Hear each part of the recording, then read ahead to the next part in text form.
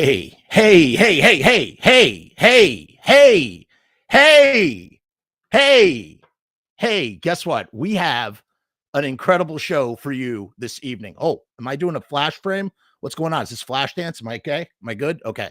I don't know what's happening. My computer is shitting the bed right now. Worst time this could possibly happen. Okay. We have such a killer live show for you. We have an incredible team of talent with us. I am a long time fan of Richard Elfman's work. Forbidden Zone is a film that one of my top 4 films. What I have on Letterboxd, the 4 films. One of them is Forbidden Zone. This movie absolutely twisted my brain when I was younger, and I discovered it. And I am so glad that I could have both him and his wife, Anastasia Elfman, together. They make an incredible team doing movies and burlesque and all sorts of wonderful entertainment. They are here to discuss their brand new film, Bloody Bridget. And we're going to talk about that and oh so much more. So I'd like to bring them out of the digital green room and have them on for some conversation. And yeah, sorry, I'm just really nervous right now because yeah, that's it. That's all I got to say.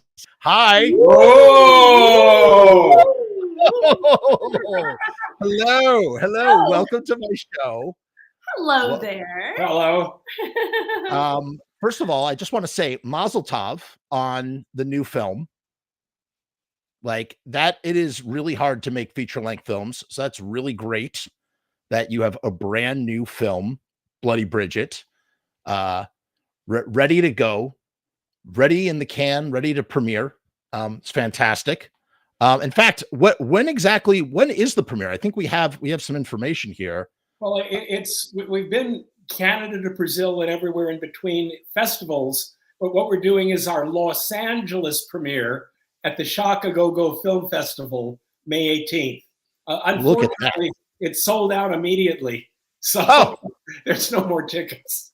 Well, it's still something to be aware of. You want to know all about this. You want to make sure that it's in your periphery and that you know that it's happening. You know, you never know what you could do if you're so inclined out there and you want to be at the Los Angeles premiere, is that you could wait in a brown trench coat and whisper into the on the sidewalk and see if anybody has any tickets. Or, you know, if you have one of those blackjacks like from the old speakeasy days, maybe you can mug someone and steal their tickets. I don't advise violence or mugging. Stop. That's how we funded the film. Stop. This is Hollywood secrets. Yeah. She'd go in a bar and the sailor would come out the back and I'd jump the guy. And yeah. Oh, so that's how you get movies made out there in Hollywood. That's how it works. Okay. Classic Hollywood. Now you started off as you are a classically trained in ballet, correct? You? No. Or me? You. Yes, you. Just kidding. Unless are you both doing Swan Lake? She's a classical cellist as well. Do you do both at the same time? I can.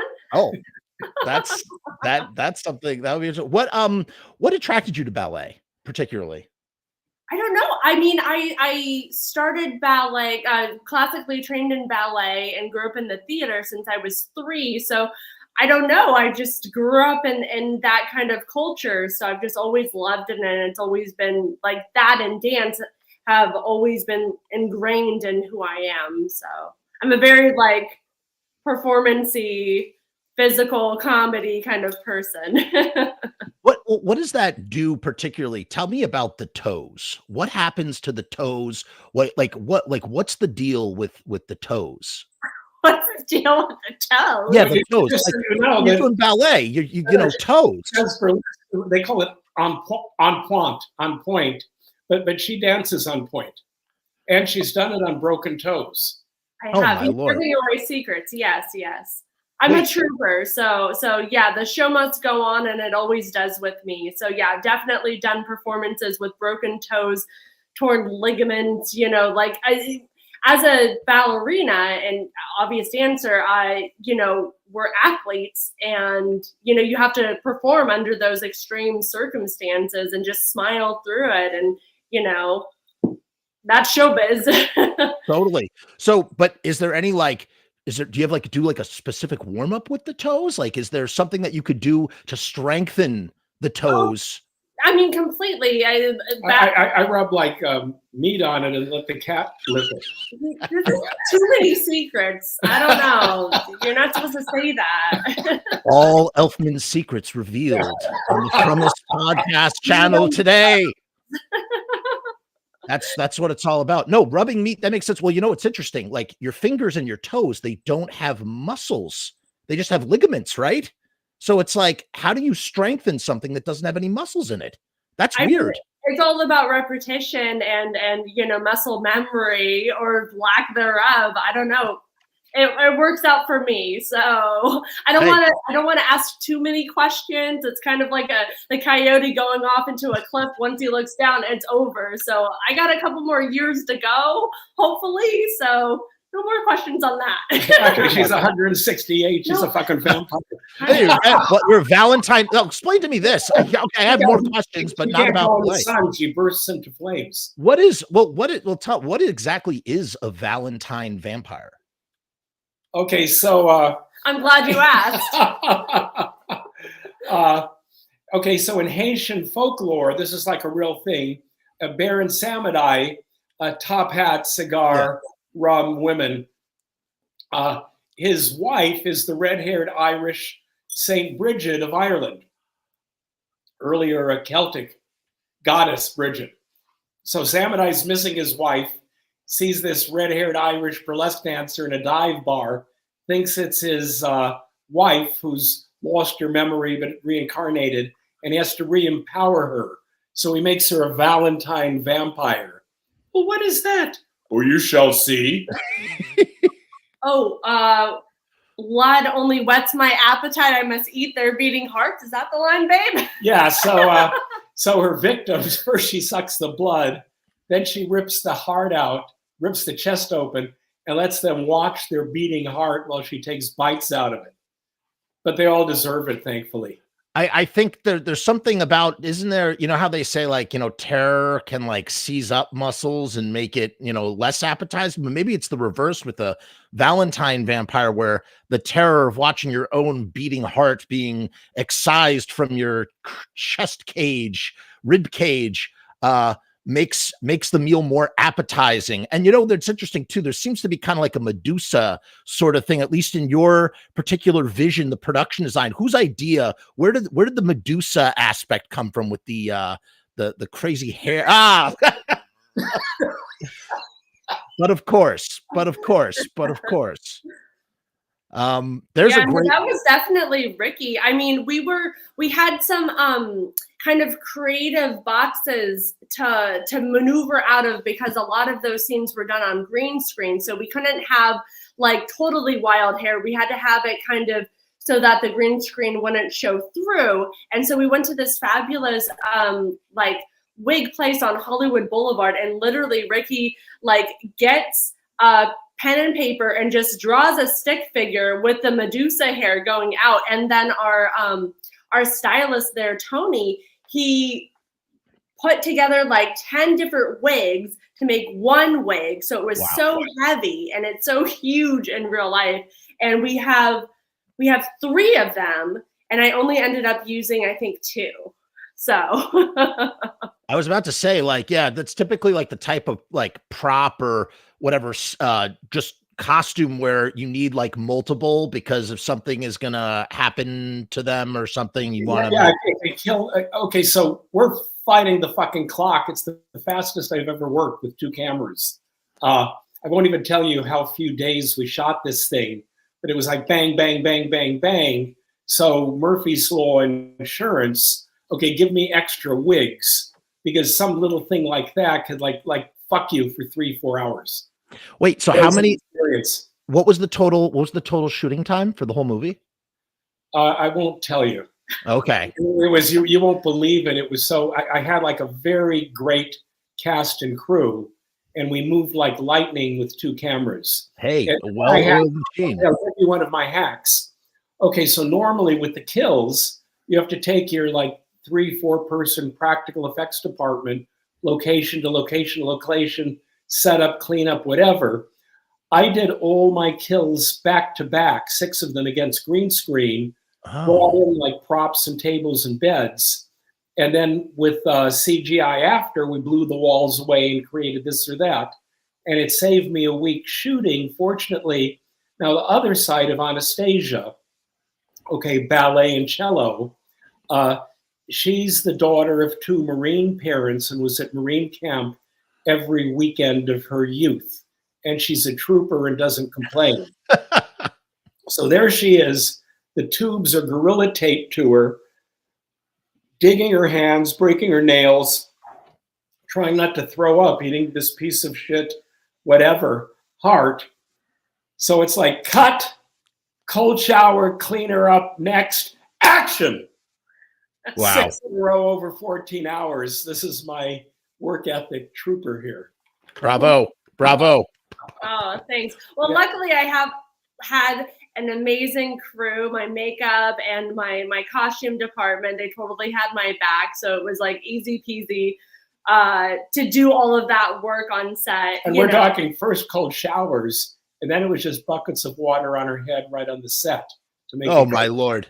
Not on my head, like my makeup crew, Jake Barber and Kenneth Calhoun, they literally gave me like bucket baths, because it's like these scenes aren't just done in one shot, right? So like there's 2 cameras and we have to go, it's very choreographed because we only have X amount of chests to rip open with each victim.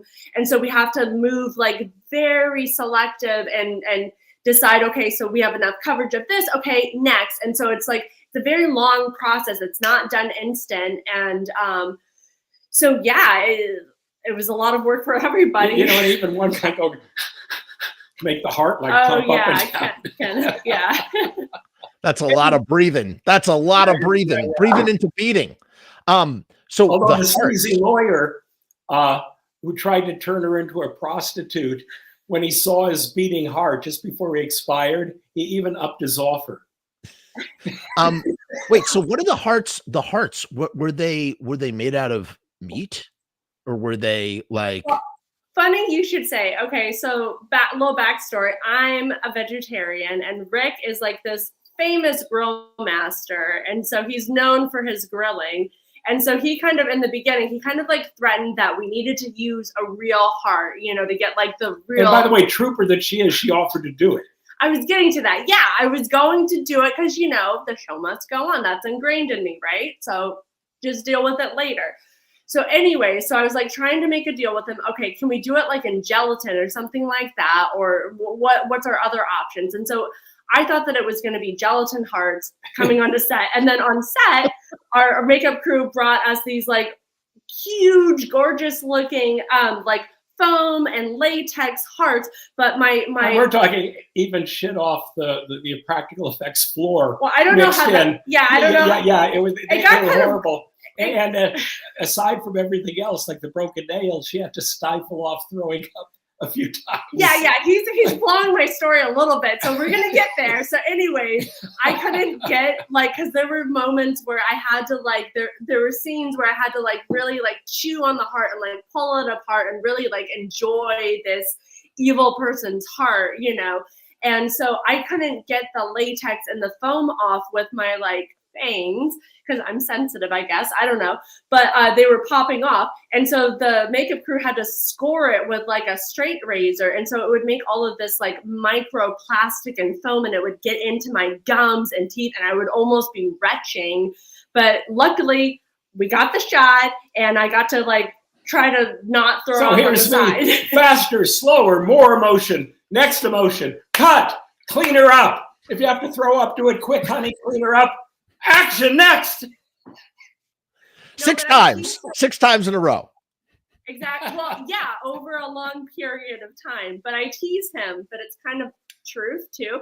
He wouldn't have gotten away with all of this stuff if it wasn't for me. You know, like if he didn't use me. And also he's pretty cute. So I let him get away with this stuff. Wait, so is this now question? This is the first time there was okay. So I remember a while back, there was going to be Forbidden Zone 2, still kind of like somewhere in the mix, and I believe that you both were participating in that. But is this the first time that you both have collaborated on a feature film together? We've been doing live stage shows for over 10 years. Right, but I mean film. I mean a film. Previous film, Aliens, Clowns, and Geeks, Anna did 5 roles, but in different makeups and things. You can't recognize. Gotcha. And I also do like effects and costume and props and makeup and stuff professionally. So I did a lot of the second unit, like pickup shots and stuff like that, and stunts. I'm all over that film. I did a bunch of stuff. I mean, young as she is, we've got a good decade working together. Or old as I am. Well, vampire, 168. Yeah. What is it? Let me ask you this. So what is it like? How difficult is it to like work with the vampire fangs in your mouth? Like, because when you're trying to do like dialogue and stuff, do you have like it was so difficult because the ones that we have okay, so I had 3 different pairs that were different sizes. So I had a hero pair that was like just once maybe spoiler, but not really, because in the preview and the trailer, we know that she turns into a vampire. But anyways, so once she turns into this, it's called Bloody Bridget. Yeah, okay. I don't like spoilers, so I have to. No, I don't like spoilers either. I don't like spoilers either. So. Anyway, so basically, once she turns into this demon vampire, she'll always have these like little baby fangs, and so I had those throughout the whole film, and then there was like medium fangs and then huge mega ones, and all of them were very difficult. And I have like a weird jaw alignment anyway, so like I had to keep my jaw open almost constantly when I was doing any of the fangs, so it was like a lot of like tension and stress. And then she's got the real ones, because sometimes I wake in the middle of the night, what they call it's like a waking dream, like frozen sleep, and she's hovering over me with the real fangs. Nah, it doesn't happen. Oh yeah. Yeah, that's not real. Tell me a little bit about the jail set that you have when Bridget is in jail before she meets the Baron. That was a very impressive jail set, especially considering you said that, it was a very short shooting time. Tell me a little bit about that jail set and how you put that together, because that thing's impressive. Okay, really I can tell you everything about it. The soundstage that we rented had a jail set. And there you go. There you go. It was that simple. Movie magic. I was be like, well, I had to harvest all this aluminum and then weld it all together and blah, blah. Oh, who's this? This is Selena Kyle Elfman, who we rescued from Hollywood Forever Cemetery. Okay. And our daughter wanted her to say hi. So hi. Hi. Wait, so tell me the story about how Selena came across your path in the cemetery. Okay, quick story. So she was flying over in bat form looking for a victim. Yeah. And then Okay, no, quick story. Okay, so I love to visit Peter Lorre. I love him. He's entombed at Forever Cemetery. I always wanted to go to that cemetery. I've never been out there. So good. It's so gorgeous. It's so good. And so anyways, people abandon animals at that cemetery, and she just came right up to us and said, "Take me home." And I said, "Okay." But so I kind of stole her, but I also worked with their rescue people. And so it's a talking cat too. The cat talks. Well, that's actually meant me at the dog rescue, but that's another story. You said the cat said, "Take me home." So yeah, she kind of looked, and it was understood that she wanted to come home with us. And look at how happy she is now. She's so happy. She's so happy. Fantastically happy. She enjoyed the barbecue. I've seen on your through Facebook pictures. I've seen the barbecue on the charcoal and the big steaks and things and all the stuff that you put right on the charcoals, and the guests that you have. It seems like such a wonderful good time. How did you get into that sort of style of cooking, Richard? Just cooking right onto the coals and whatnot like that. I know you're a food critic. Among other things in my long and checkered career is I've been a food and wine writer. Yeah. and ages ago worked with all these restaurateurs that got me cooking whatever. But my passion is kind of, I call myself a refined Neanderthal, and I like to cook over fire. I and dig I it. like to throw stuff right into the fireplace up on our Yeah. roof deck. But I don't pay much, but I cook for my cast and crews at the end of every week. And we do a quarterly thing. It's an underground event called the Barbecue Bacchanals, where That's Anya performs and does Bloody Burlesque, and I cook and I grill. But I grill, you know, we're talking like 12-pound whole salmons and lamb and beef. And I when I was a kid, I lived in France for a number of years and studied with some top cooks and whatever. So we know what we're doing. Wait, you studied, who else did you study besides in the realm of theater? You also studied under some people too as well, correct? Well, I was in a French theater group, age 21, the Grand Magic Circus. Jerome Savary, who became the director of the French National Theater next, was my mentor. And our executive producer was Peter Brook from the Royal Shakespeare Company, who took us all around the world. And so my brother, the day he gets out of high school, gets a plane ticket, shows up at my front door with his electric violin. And Jerome, who performed with the group, liked to improvise. And our violinist was from the Paris Opera and couldn't deviate a note from the score. Danny didn't have his tonality, but could follow anything Jerome did. So Danny gets the job and tours with us through Europe for the summer. And it was the first music he'd ever written, you know, for an audience and all that. You know, considering your background in theater, I'm just curious to know, are you a big Three Stooges fan? Do you like the Three Stooges? Are you talking about the Ascended Masters? Oh, yes. Yes. The Ascended. Yes. Yeah. I grew up on the Three Stooges. I love the Three Stooges. I love all that old sort of vaudevillian tradition. I mean, they come from vaudeville, right? Like all that slapstick. It's all, you know, started on the stage. And then, you know, what's interesting too, it's sort of weird. There's a weird connection between slapstick in the way, all right, I'm pretend like there's like an axis, right? Like you have comedy on one side and then you have horror on the other side. And slapstick is like the bridge between like horrific violence and like slapstick comedy. You know what I mean? And that's how you get. Here's an interesting note about slapstick. Okay, it's one thing, you know, just to hit a guy with a board. It's another thing to do it with perfect dramatic nuance. So it isn't just slapstick, but the Three Stooges were brilliant. Curly is one of the great comic performers of the century. Laurel and Hardy, along with the grossness, there's nuance. And it's like, oh, they're just hitting a guy with the board. No. It's like Toscanini playing with the Stradivarius, hitting a guy with the board. There's nuance there to make it work right. People don't realize that. Do you know the story of his grandson? Are you familiar with this? No. This is really cool. This guy. Is it tragic? No, it's beautiful. It's like a beautiful story. Curly's grandson? So Curly, so this guy named Brad Server, he grows up watching the Three Stooges, like worshiping the Three Stooges, grows up. I forget, I think he was born in the 60s or something. He was the Curly's youngest daughter had him when she was older. So he was, you know, separated. He never, Curly was not, was long past before he was even born, I think.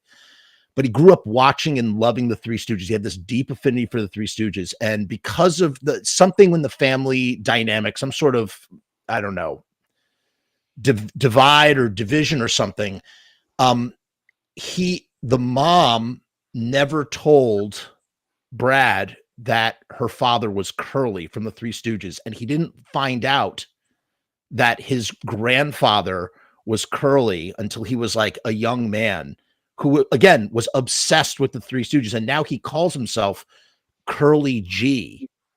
And I had a similar story. It was, I I thought I was the son of a Nobel Prize winning professor, and then finally, like on my grandmother's deathbed, she told me that it was really an alcoholic red-haired clown, and not quite the same story, huh? Not quite the same story, but very close. Very, very, very. Now, let me ask you this. You know, you seem so ingrained. You're ingrained in like sort of like all these sort of classical elements. What inspired you to use like the Baron and this mythology? Like, is that like a starting place for you in general when you're trying to write something? Do you take... Okay, before everything else, my passion has been Afro-Latin percussion. I've been playing since I was 15. And when you get into the music, you get into the ethnomusicology, you get into the culture. Studying Afro-Cuban rhythms takes you to the Yoruban culture in Nigeria. Each deity has his or her own rhythm. And the same thing in Haiti, which brought me into the Baron Samedi thing with Bridget, the red-haired from Ireland. Just like in Jamaica, they worship Haile Selassie, why of all people, the former leader of Ethiopia. Okay, so his real name in Ethiopia is Tafari, is his name. Ross is king, hence Ross Tafarian. Right. In Haiti is coming of Jesus. Kind of called a cultural appropriation of taking Saint Bridget from Ireland and making him Baron Samedi's wife. So it was really kind of my musical ethnomusicology, whatever, that brought me to that myth. And then I was, of course, inspired by Anna dancing. She does this dark burlesque with her Morgan Sorn, her dance partner. And then I said, oh, okay, like we've got to put this together. What brought you into burlesque? Actually, tell me a little bit about that. Hey, I needed a buck. Oh no. No, I'm joking. That was a bad joke. Yeah, that was for you, babe. I don't know. I mean, I'm not really in burlesque. I just call it burlesque because it's just an easy way for people to kind of understand that there's some nudity involved, I guess.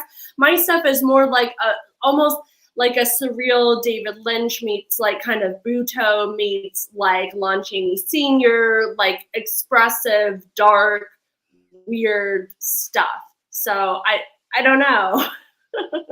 I mean, I don't perform like with any troops or anything, and I don't actively, I mean, I support everybody. I have some friends that are active in burlesque, but I kind of actually stay away from that world because I don't want it to like influence me, because I feel like when I watch things, I get influenced. Right. I don't want that to, because like the stuff that I'm doing is very strange and weird. Also, I do a lot of stuff where I create numbers that are inspired by different films. Like I have a Sante Sangre number called Holy Blood that I've got to say, for their, here you go. Was it their 25th or 40th anniversary in Mexico City? Yeah, the family flew her to Mexico City to do an homage to Santa Sangre, where she had like off and a whole thing, and the Horovsky. The whole yeah. Love that movie. Wait, what was that like? Holy, it was insane. It was insane. Literally, I ripped my arms out. I had blood splurting. I started the number as mother, and then I turned into Alma, the younger girl in the film. And Alma was there, right there. Yeah, in the front row. Original mother was there, and Alma was there, and the sons were there, and it was an insane experience. And I performed. It was for Morbido Film Festival. I'm familiar with that. Yeah, our friend Pablo, he runs that, and then so I was performing in front of this huge elephant casket. It was totally wild. It was from the film. Yeah, I don't know, but it was yeah. Nuts. This was a special, surreal moment. My God. Yeah, and I didn't know it at the time, but they were filming my like parts of my number and stuff, and they included it in the new Blu-ray release. But I wish they would have told me, because I would have cheated toward them. Nobody told me it was being filmed, and so I generally do my performances for the audience. So it's like whenever I see pictures or anything, it's like you're supposed to be there. I don't perform like okay, so like, let's do an example. Dita Von Teese, she looks beautiful in every shot, every angle, but I get gruesome, I get real, I'm doing actual dance movements and choreography. So like most of the stuff doesn't like turn out, if that makes sense. It's for the moment. Yeah, you look fine, honey. You look fine. Thank you. But anyway, so don't look at that one. I want to perform it again and capture it. But I feel very but it's immortalized on the thing. I mean, that's really, I mean, that is really cool. Of all of his films, that is my favorite one. Santa Sangre. That's like, I don't know. That's the one I connect with the most. It's insane. You know? I love him as a creator anyways. Yeah. I think his son, Cristobal, like he just passed away, a tragic accident. Yes, I heard about that. He reached out to me on Instagram and wanted to, we were planning on bringing me back out to do the performance again, but then with that, obviously it stopped it. But man. Yeah, that was too bad. That was too bad. It was, and then so I do other performances too. Like I have a howling number for Joe Dante's Howling. Okay, film. tell me a little bit about the Howling number. I've got to add one thing. Okay, so yeah, I just had a novel published, a vampire novel, and we're doing the audio. Joe Dante's done one of the parts. Okay. It's not Mazel tov. Got to add that in. Plug it. Yeah. Super cool guy, Joe.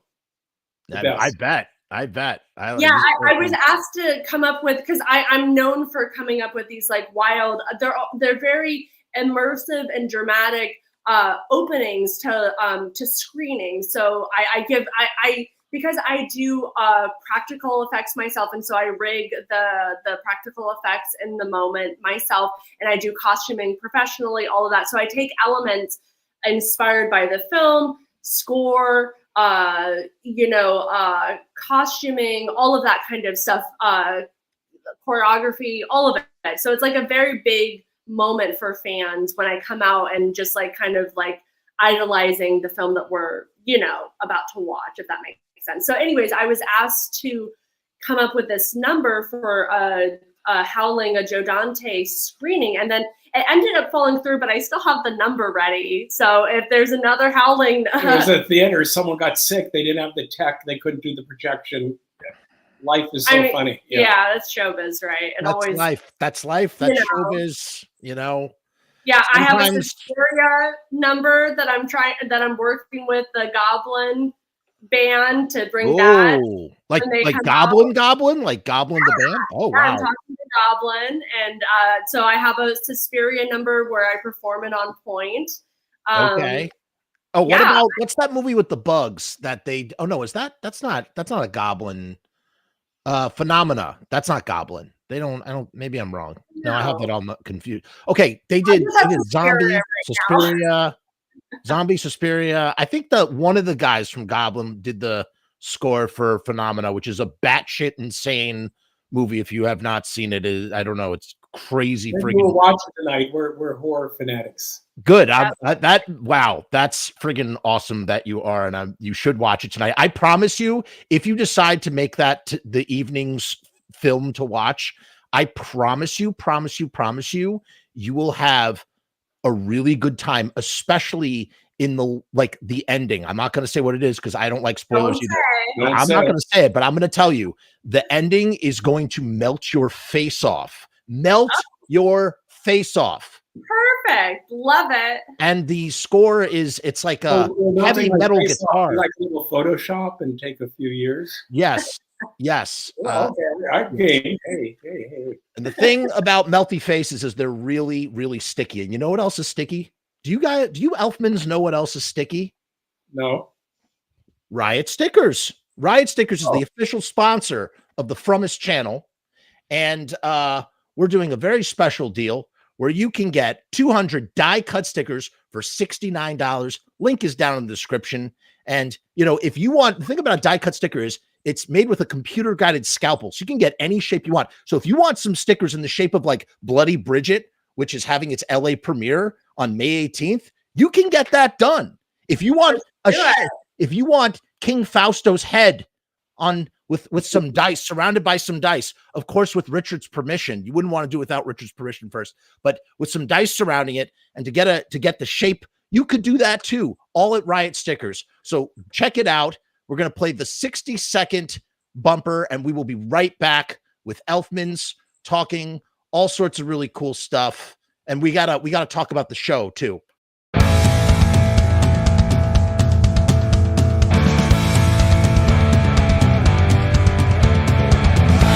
make stickers, banners, and buttons too. Posters and promo cards. There's nothing we can't print for you. From stage backdrops to bass drum heads. We can print on shirts. We can print on hats.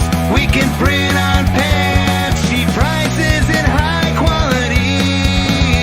Quick turnaround times and free shipping. We also offer free artwork support. Great customer service and so much more. RiotStickers.com. Riot Stickers, we are the bomb. RiotStickers.com. Riot Stickers, we are the bomb. RiotStickers.com. Riot Stickers, we are the bomb. RiotStickers.com. Riot Stickers, we are the bomb.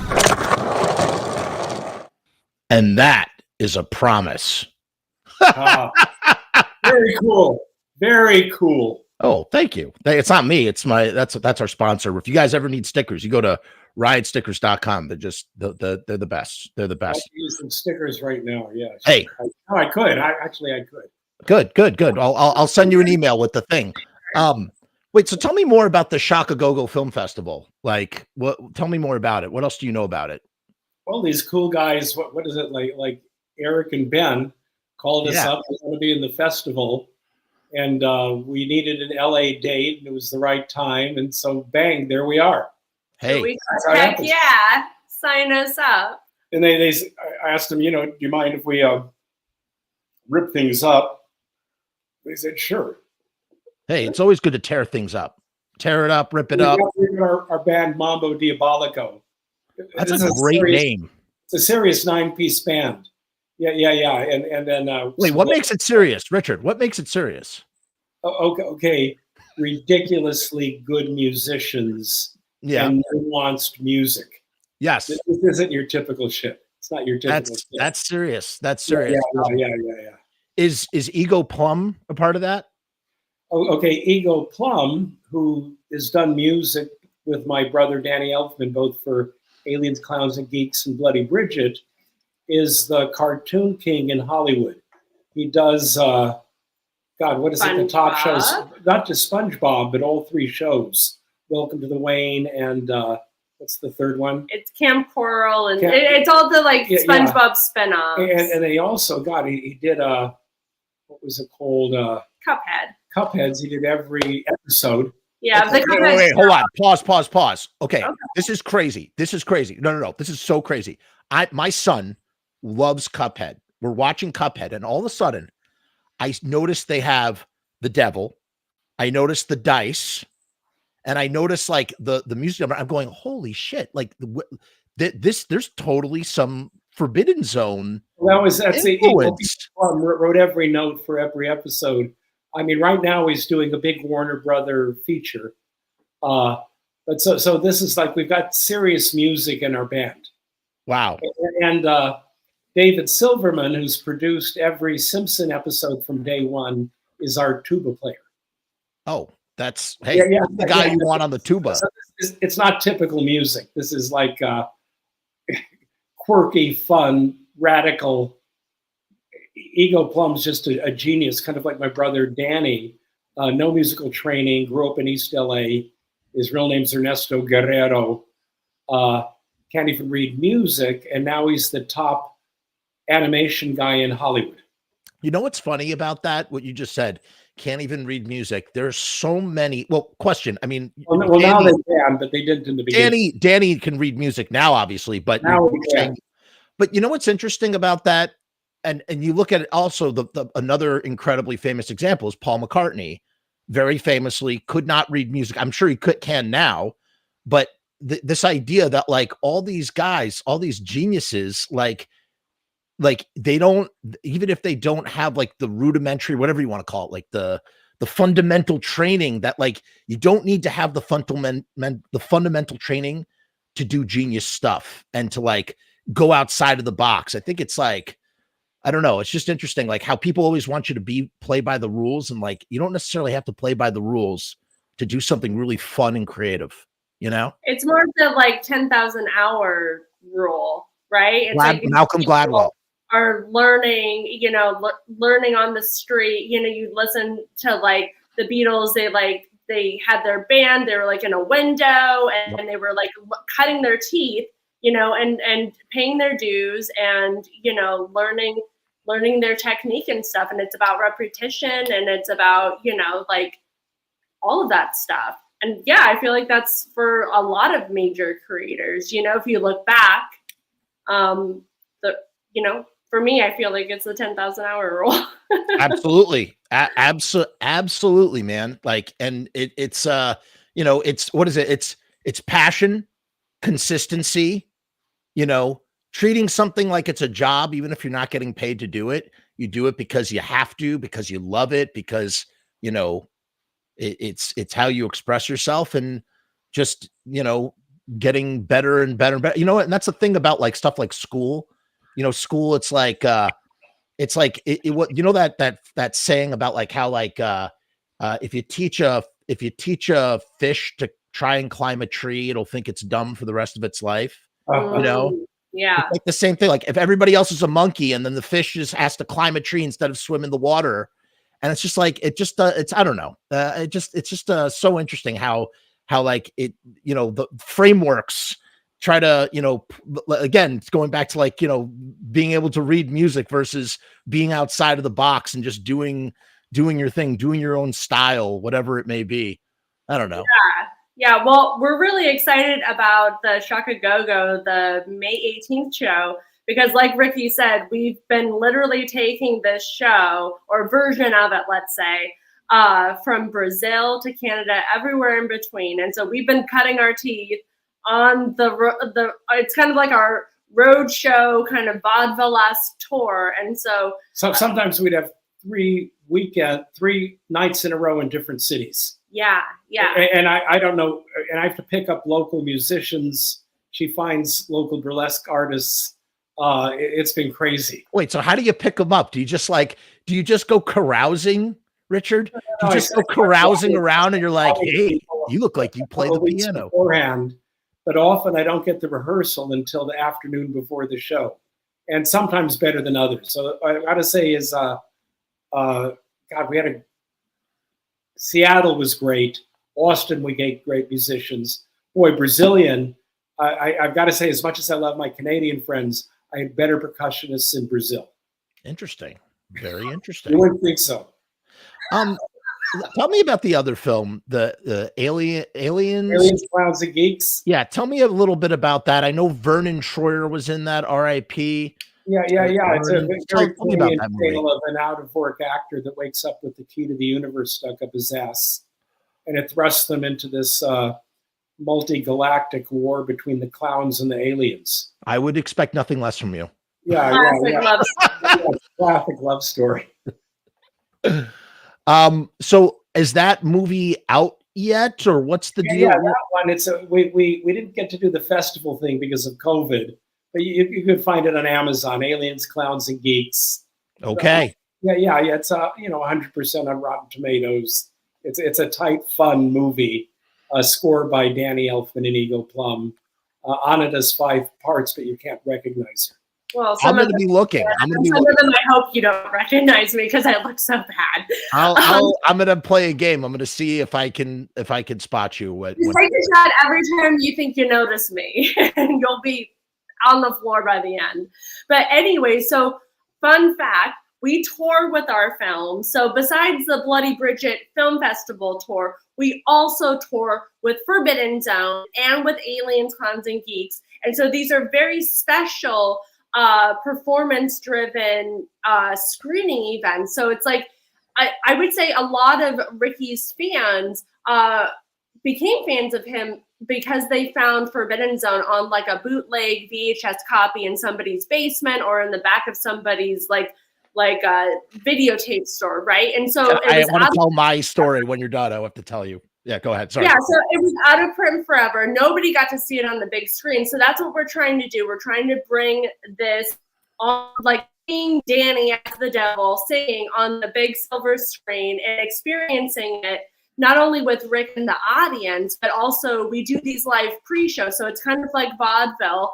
We're kind of like William Castle doing the shocking entertainment gags. And so with those shows, I do tap into local talent with Burlesque, and he does local musicians. And we love supporting local cinemas as well, because that's kind of my choice of religion, and church is the, movie theaters. That is my sanctuary, as well as the Alamo Draft House is my sanctuary. Exactly. Yeah, we love Alamo Draft House. That's our favorite place out here. Wait, but, so what are you coming to New York with Forbidden Zone? Because I will be there to see it. Like, when's that happening? Like, you got to like bring it over here. We were there a few months ago. What was it? That was for Bloody Bridget. Yeah.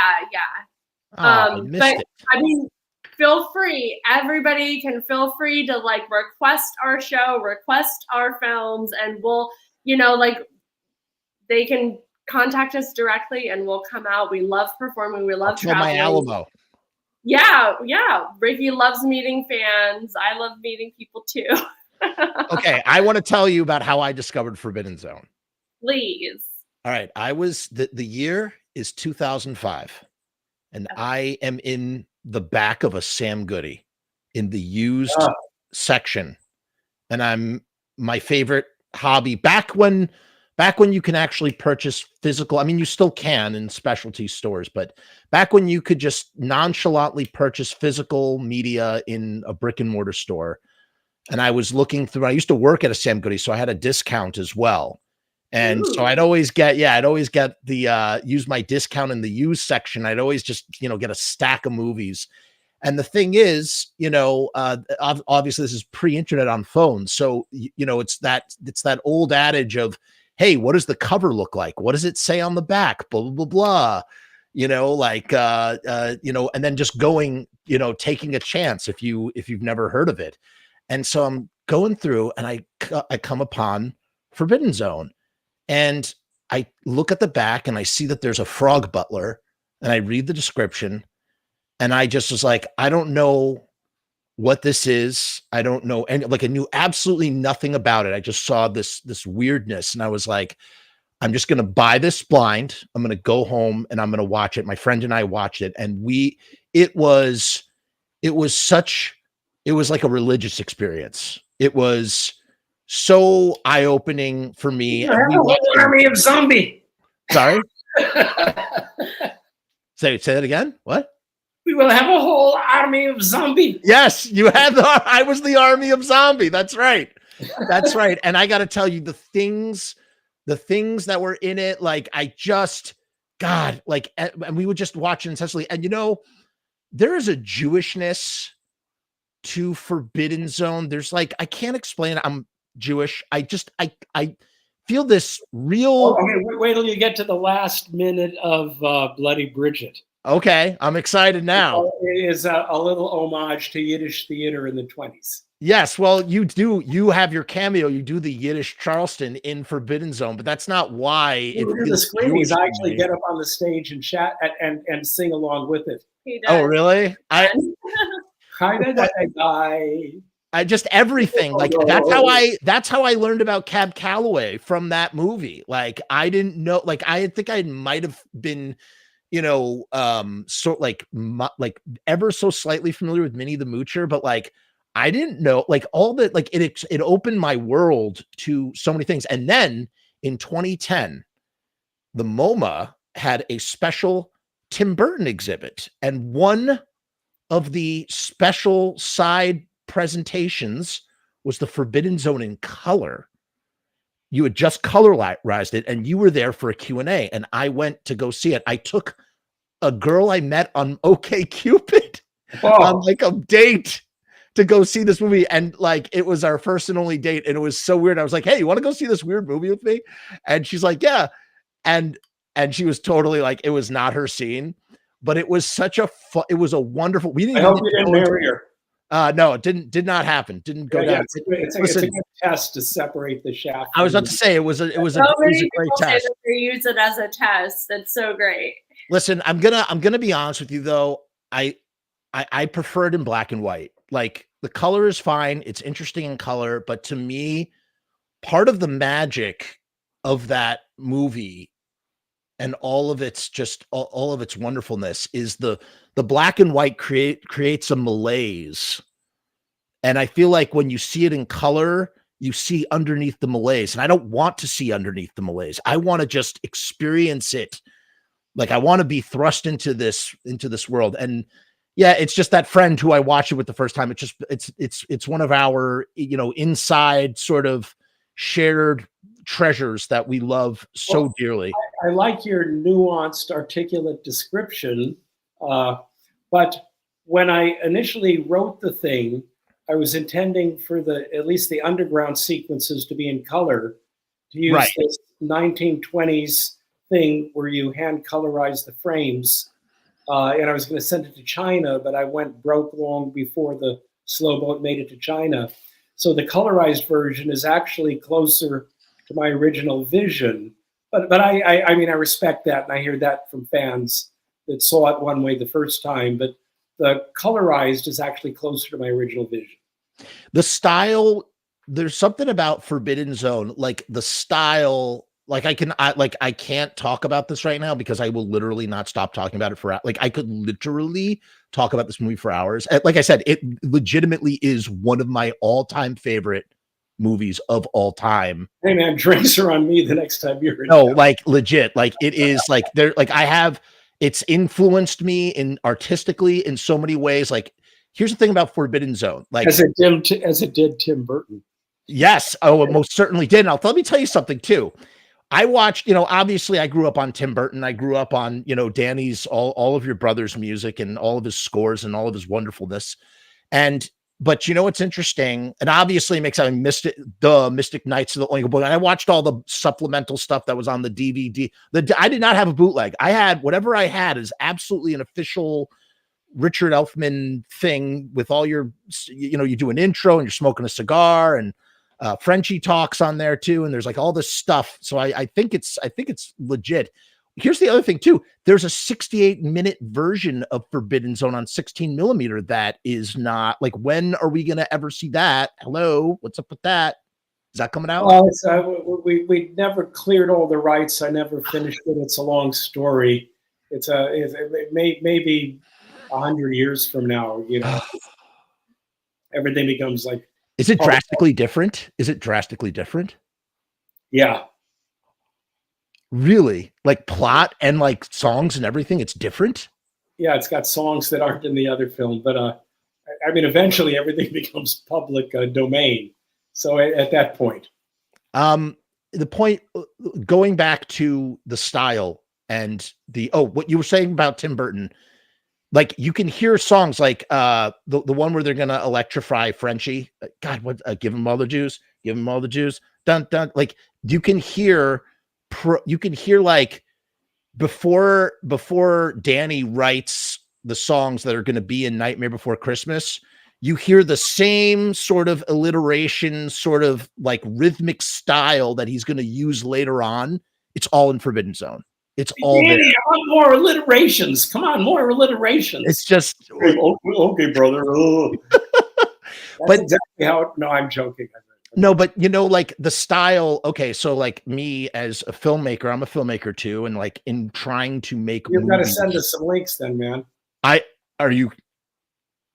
mean, yeah, I will. Like, we're always looking for fun stuff to. I would love. It would be my utmost honor to send you my films, and if you even watch 60 seconds of them, that would make my day. No. But send them, please. I will. But you're cool, Jeff. We during the break, Anna and I confided that we both like you. Oh, I'm glad. I'm really glad to hear that. That really makes me feel great. But I just want to say that the style. This is what Forbidden Zone taught me. It taught me that you can be when you don't have money or when you don't have resources, you need to inject style. You need to be stylized. You need to just use what you have. And like, I'm like, oh my God, like all of this takes place in like a room, like on a stage. And they just keep redoing the stage in different ways. And my first film, I shot entirely in my apartment in black and white.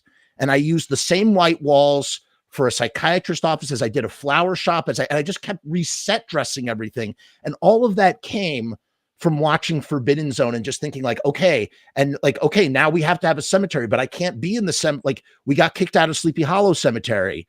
And then we were in another cemetery and it was too unsafe. And we had a shovel and we were afraid people thought we were going to be grave robbing. So we, it was nuts, but we needed to shoot safely at the end. So we're like, wait a minute.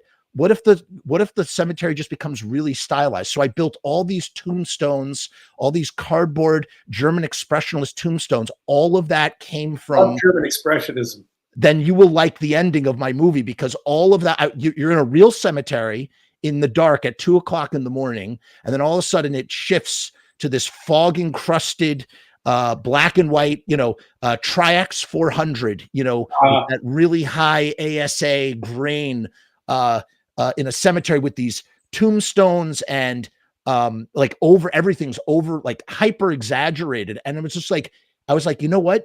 Like, you don't need to follow the rules. It doesn't have to, the continuity, just do it. It's easier to shoot a fake cemetery in your backyard and just do it here. And like, that came from watching Forbidden Zone. So like, to me, it's been this incredible, it's not just a movie that I love. It's a gateway into understanding how you can do all sorts of really like fun, creative, resourceful filmmaking in tight, closed spaces. Because I believe, if I'm correct, you shot that all essentially in the same place, right? And just kept reset dressing everything. And as we say, Jeff, I don't need no stinking badges. Yes, that's right. That's right. It's a masterpiece, man. That movie is just, and I can't wait. I hope someday, whenever, however, I cannot wait for Forbidden Zone 2. By the way, I've come so close, like 3 or 4 times, with budgets, with companies. The price of licensing it's kind of the same formula, where half of it are great, timeless classics from the past, and half is original music by Danny and Ego. But the stuff from the past is going through the roof. We raised some money and then they wanted 3 times more. But first we're going to do Bloody Bridget 2, but Forbidden Zone 2 is my bucket list film. And so help me God, we're going to do it. But I just want to get the right, it's like Danny's already written music for it. It's clearing some of the stuff with Duke Ellington and Hank Williams, and these greats. I mean, also something should be said for Ricky sticking to his guns and sticking to his like artistic expression and not conforming to like changing his vision. When given the opportunity, not to say like to sell out, but you know what I mean, like to not change the vision, to do it the way. Can't we use other music? You mean lesser music? No. To do it the way that he envisions it, and so.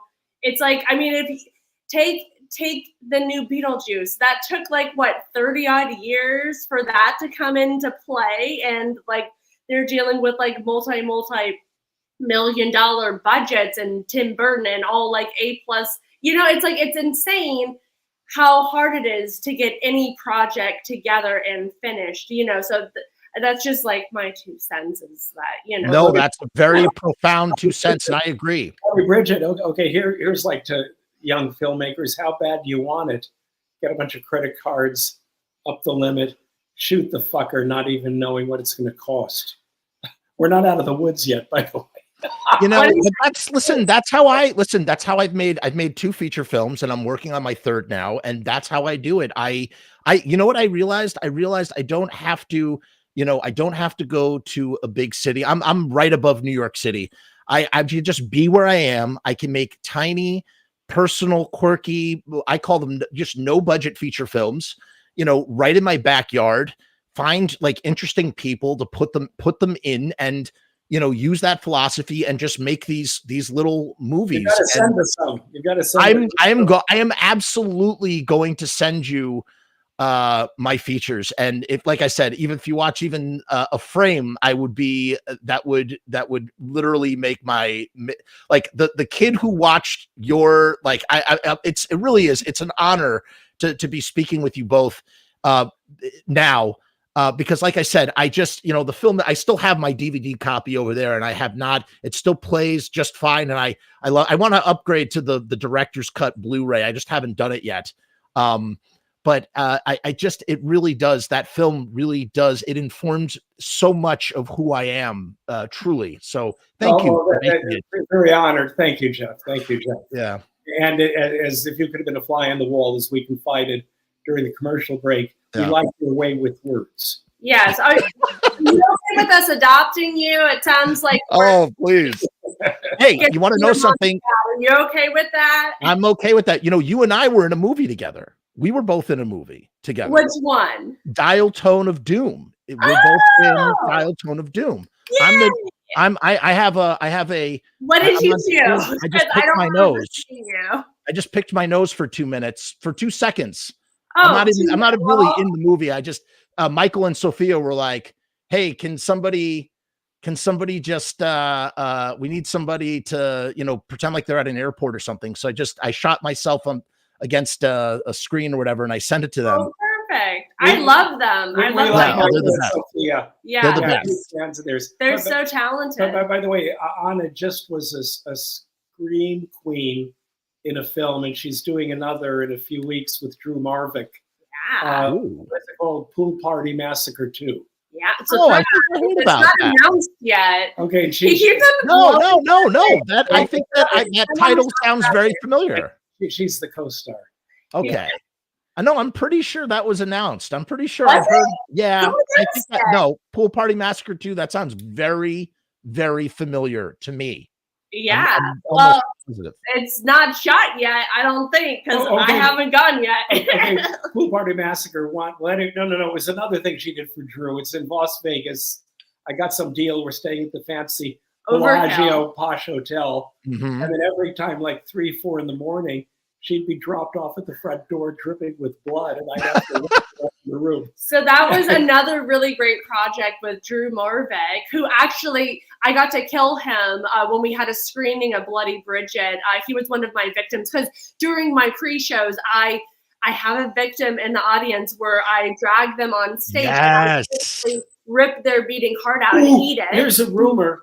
At the Go Lumiere premiere, there's a major horror personality that might die in front of the audience. Yeah, that's okay. Oh my God. They might die.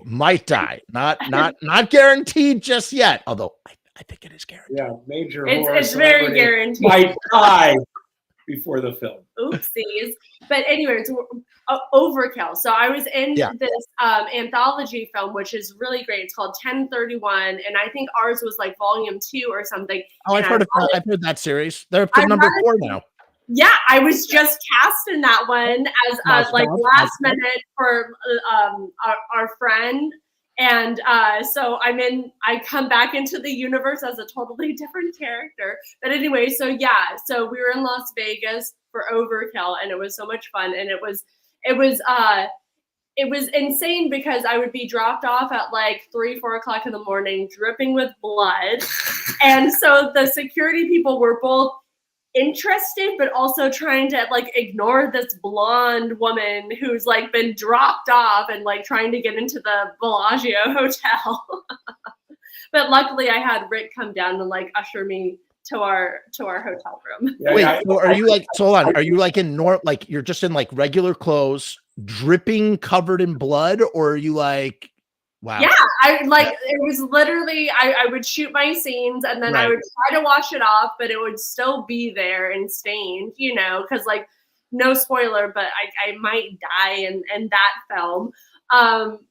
But yeah, so they both cared and didn't care, the security people, but I guess it's like kind of a classic Vegas trope of like crazy stuff happening. Crazy stuff always happens in Vegas, and they're probably They're probably used to it by now. I just watched a documentary about the people that live underneath Vegas. There's a whole, Oh, yeah, What? there's a whole, yeah, it's very interesting. They live in drainage, like the when there is like flash flooding that occurs like once a year or whatever during the, I don't know what you call it, the monsoon season or something. And no. they live in these tunnels, and they're just these communities of people. They all take care of each other. But when there are these flash floods, they have to warn. They have to be like, "Hey, heads up! There's good," because the water gets up, and you can get It's like the third man. a little bit. And it's kind of like there was a documentary about in New York called Dark Days about the people that lived under the subway as well. It's very, I can't It's like imagine. Mutant Ninja Turtles. This is Or nuts. Chud. Or Chud. It's definitely a way of life, I suppose, out there. There's this guy, Channel 5 on YouTube. He does these very interesting human interest stories. He goes to places and he talks to people. And you know what I like about his, you know, I'm not the best interviewer, but the thing that I like to watch him What do you interview like because, about it? well, what I like about him is that there's no bend. There's no bend on his questions. He just sort of like lets people air out. Like he just like puts the mic in front of them and they just say what they say. And then he kind of like follows up with a question, but it's always like, I don't know. There's just an even keel about the way, you know, sometimes an interviewer will ask a loaded question or like lead a question because they want a certain kind of answer. And he doesn't do that. He's just like, hey man, yeah. So what's it like? And just lets people talk. I really like that. That's what I want to be. It's not, you know, it's not easy. It's hard interviewing is hard. It's Yeah. But good job. We're having fun. you do. I'm glad. That I'm glad to hear. That I'm truly glad to hear. So what is coming up after this, the upcoming screening on May 18th? What is like coming up on the docket? I mean, there's some more festivals. We're just finding out. I'm actually developing animation projects right now for a company. Okay. Interesting horror stuff, by the way. Anna's got performances, and it seems like every month or two, someone has her be a scream queen. You know, and then Bloody Bridget 2 and Forbidden Zone 2. Yeah, we tour with the films too, so those are fun, like wild events to hang out with us. We're talking with an agent about doing live bookings around the country, which are really fun. Beautiful. That's really beautiful. fun. Let me ask you this. We gotta wrap up here. And I want to thank you both again, Elfmans. Thank you. Like you guys are treasure, and like really a cheers to you. My seltzer is empty. What does that say? I can't read it. This is Danny's Elfman merch cup. You can get it very on cool. elfman.com. Very Support cool. the team. Very, very cool. By the way, you know, I didn't know this until very recently when he came out and he's made such a splash with his new show, right? It's like this new sort of set that he has. Yeah. Which is awesome. And I love how like people are just really stoked about it. But something I did not know about Danny, like he has the coolest fucking tattoos. I was like, holy shit, Danny Elfman. Who would have thought? Dude is like got all these crazy, interesting tattoos. And every time I see a picture of him, like, smiling. Most of them recently. Oh, that's recent. Really? And then the little fuck was never athletic as a kid. I was the athletic guy. Yeah. And then in his old age, he hires a coach, diets, gets cut like a bodybuilder. Yeah, he really incredible shirt. Yeah. And he looks great. He looks great. He does. God bless him. That's great. Shows are so insane. Sorry, I'm a huge fan. No, go ahead. Yeah. And we just saw him at Sick New World. I call it Elf New World in Las Vegas. And so he performed to a crowd of like over 64,000 people watching. It was insane. And so we were there right by the stage, mind blown. But so these shows, they're career spanning. So it's his Oingo Boingo, it's his film scores, and his new stuff from Big Mess. And he's also Big Mess, that's what it is. Yeah, so it's like a crazy rock album. We're the first ones to use one of his songs, Cruel Compensation, and I performed to that song when we toured with the film. in Bloody Bridget. In Bloody Bridget, yeah, and we have some like classic Oingo Boingo tunes in there too, which Dead is Man's like Party. Dead Man's Party. That's the I don't have a lot of Oingo Not Boingo. bad, That's not the one bad. I Yeah.